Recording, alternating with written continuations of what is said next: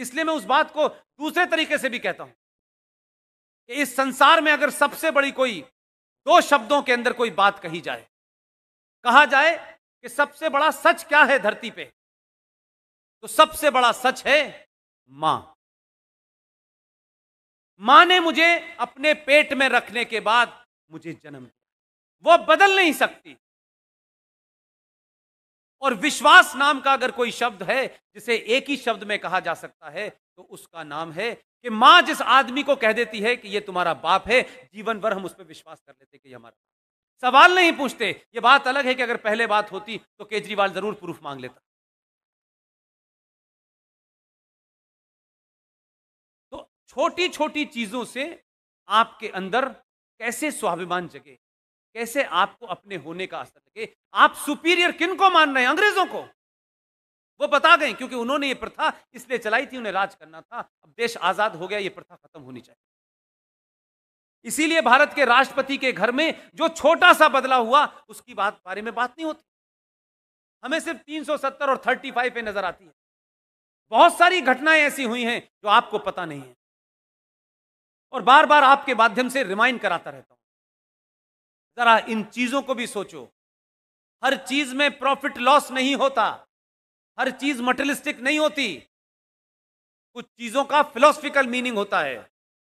पहले टर्म के प्रधानमंत्री बनने के बाद राष्ट्रपति चले गए।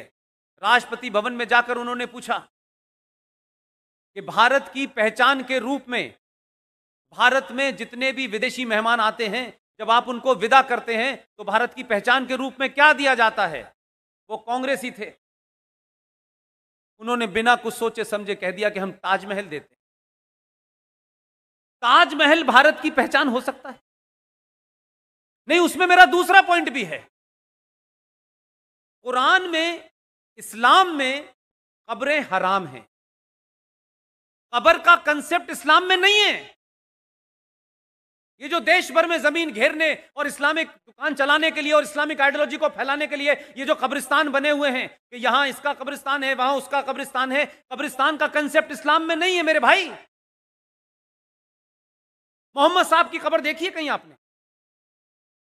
नहीं है। इस्लाम में किसी की मौत हो जाने के बाद उसे दफना दिया जाता है, लेकिन उस कब्र के ऊपर कोई ईंट नहीं लगाई जा सकती, उसके बाद वो फिर दोबारा से जमीन वैसी हो जाती। लेकिन भारत और पाकिस्तान और इस इलाके के अंदर Islam is not a religion, Islam is a political ideology to capture. इस एजेंडे के साथ चल रहा है। यानी ताजमहल को आप कितना भी सुंदर बना दें, लेकिन उसके मूल में दो कब्रें हैं, दो लोग सो रहे हैं, दो प्यार करने वाले सो रहे हैं, ये बताया जाता। उस कहानी पे नहीं जाना चाहता कि वो प्यार था क्या था, मैं नहीं जाना, वो मेरा इशू। लेकिन आप कब्रों को कब से अपने घर में रखने लगे? उनके तो हिसाब से गैर इस्लामिक है। हिंदू पद्धति में भी क्या अस्थियां हम अपने घर पे रखते हैं? तो कब्र को खरीद के क्यों लाते हैं? और क्यों वो भारत की पहचान बना दी गई? और भारत उसे शान से विदेशी मेहमानों को दे रहा है। और अगर आप दे रहे थे तो विदेशी मेहमान भी यही समझ रहे हैं कि इस देश में जो मुगल बादशाह आए थे वो भारत की धरोहर है। मैं गलत कह रहा हूं? आप उन दौर के लोगों की कोई चीज देते हैं तो इसका मतलब है आप मानते हैं। इसीलिए छोटी सी घटना का फर्क कितना बड़ा समाज पे होता है। इन्होंने पूछा, उन्होंने बेफिक्री में बता दिया कि ताजमहल देते हैं। ये साहब अपना होमवर्क करके गए थे। इन्होंने कहा ताजमहल पहचान कब से हो गई? उन्होंने कहा ये दिया जा रहा है, ये परंपरा है। उन्होंने कहा बंद कर दी। उसी दिन से एक फैसला हुआ। ये बहुत बड़ी खबरें नहीं हैं, लेकिन मेरे लिए बहुत बड़ी हैं, आपके लिए बहुत बड़ी हैं, कि ये जो दिन में रात में सरकारें चलती हैं, इन सरकारों में हजारों काम ऐसे होते हैं जिसका प्रचार 370 की तरह नहीं किया जाता। उस शख्स ने उसी दिन एक आदेश जारी करवाया, राष्ट्रपति भवन से वो आदेश जारी हुआ और ये कहा कि आज से ताजमहल भारत की पहचान नहीं है। भारत की पहचान क्या है? उसने आदेश दिया, क्योंकि उसका होमवर्क पहले से मौजूद था। दुनिया में जितनी भी भाषाएं हैं उन भाषाओं में गीता छपेगी और गीता ही भारत की पहचान के रूप में दी जाएगी। अब इसका इंफ्रा मैं निकालता हूं, ये मेरी इंटरप्रिटेशन है, आप नकार भी सकते हैं, मान भी सकते हैं। ताजमहल बंद हो गया, गीता दी जाने लगी। गीता ट्रम्प साहब के कमरे में भी है, पुतिन के कमरे में भी है, वो चीन से जो आए थे चाउमीन उनके पास भी है, ये तमाम सारे लोगों के घर में है, उसी भाषा में है। हम लोग शास्त्रों को पढ़ने की कोशिश नहीं करते क्योंकि हमको गैर जरूरी बात लगती है, हम वही पढ़ते हैं जिससे हमारा काम चल जाए। लेकिन वो लोग नहीं है ऐसे।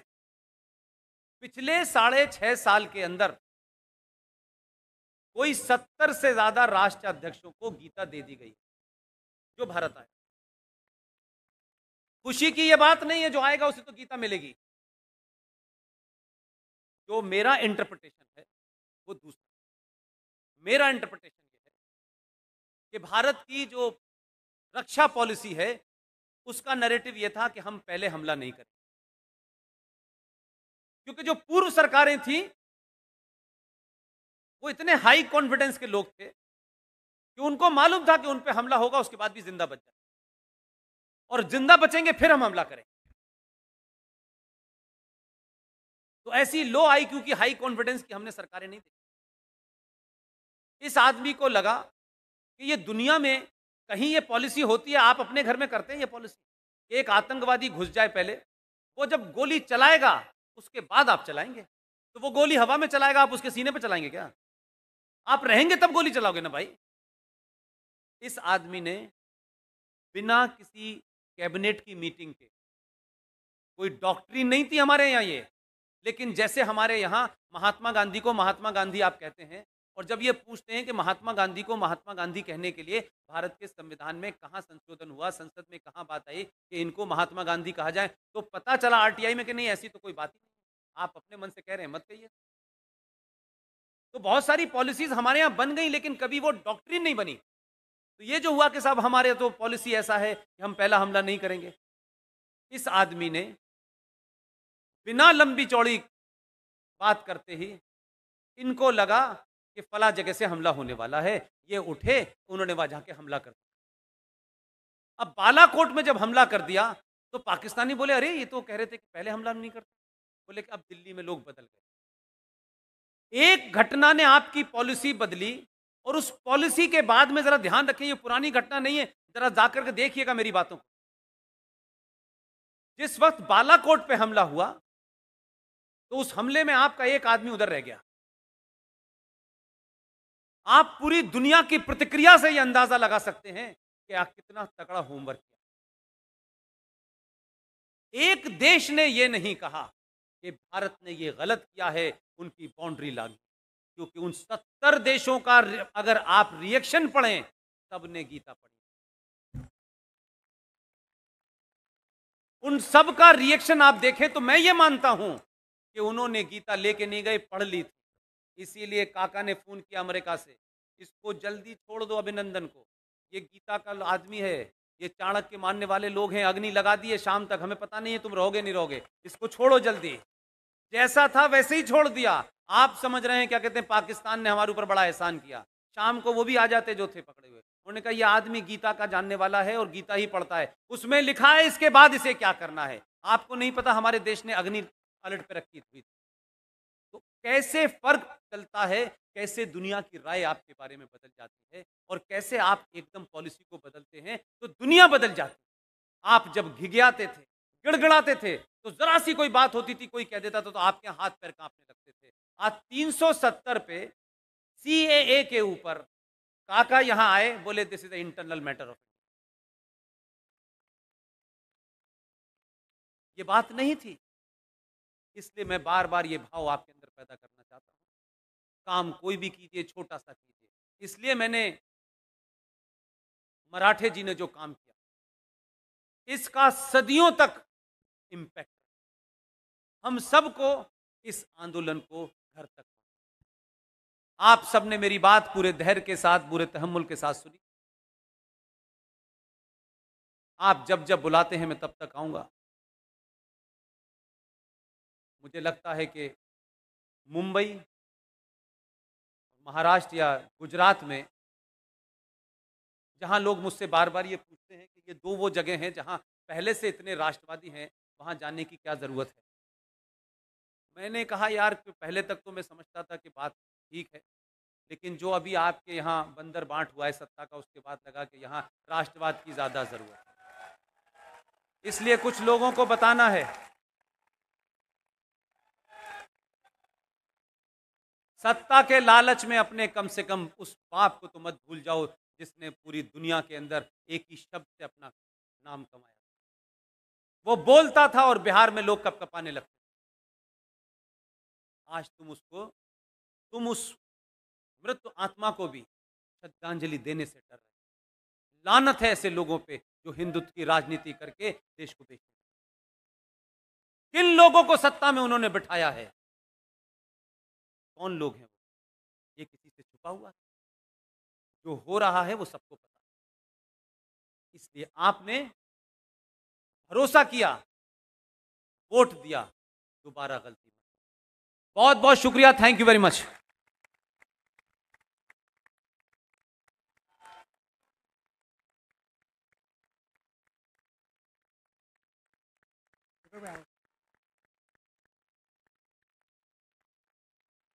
मराठे जी की टीम ने औरंगाबाद से आकर के ये जो इस सदी का सबसे बेहतरीन काम किया है।